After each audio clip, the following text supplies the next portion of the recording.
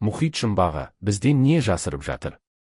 Мариан шұңғымасының құпиясы. Адамзат айға қонды, Марсқа роботтар жіберді, тіпті күн жүйесінің шетіне зондтар ұшырды. Бірақ біз өз табанымыздың астындағы әлемді әлі күнге дейін білмейміз. Жер шарының 70% алып жатқан мұхиттың тек 5% ғана зерттелген. Қалған 95% нағыз қараңғылық пен белгісіздік. Ол жерде не бар? Бізден үлкен мақұлықтар ма, әлде көне өркениеттердің қалдығы ма? Бүгін біз факт-кесте мұхиттың ең терең нүктелеріне түсіп, ғылым әлі жауап бере алмаған сұрақтарға жауап іздейміз.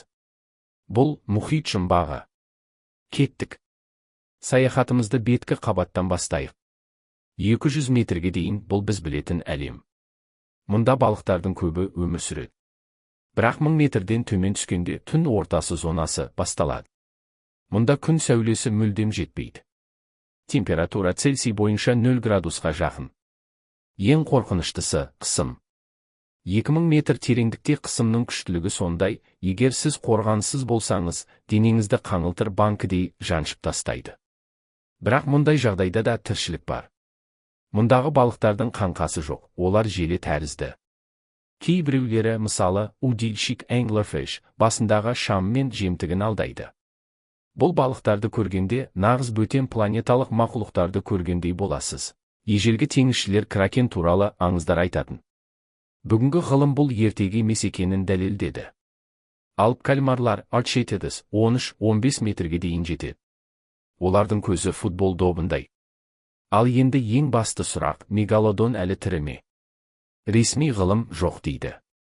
Бірақ мұхиттың 95% зерттелмегенін ескерсек, бұл алып акуланың ең терең шұңғымаларда тығылып жүрмегеніне кім кепіл? 1997 жылы Гренландия жағалауында ғалымдар бұрын соңды естілмеген bloop the blob дыбысын жазып алды. Ол дыбыс көк киттен бірнеше есе үлкен мақұлықтан шығуы мүмкін еді. Кейін ғалымдар оны мұздың жарылуы десе де, көпшілік бұған сенбейді. Тереңдікте біз білмейтін алыптар әлі де бар. Жер бетіндегі ең терең нүкте Мариан шұңғымасы. Оның тереңдігі 11 километр. Егер Эверест тауын соған салсаңыз, таудың шыңына жету үшін тағы 2 километр су астымен жүзу керек. Мұнда түскен адамдар саусақпен санарлық.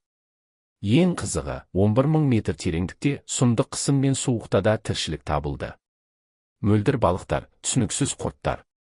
Бірақ ғалымдарды шошытқаны басқа нәрсе, мұхиттың ең түбінде де адамдар тастаған пластик пакеттер мен қоқыс табылды. Біз зерттеп үлгермеген әлемді ластап үлгердік.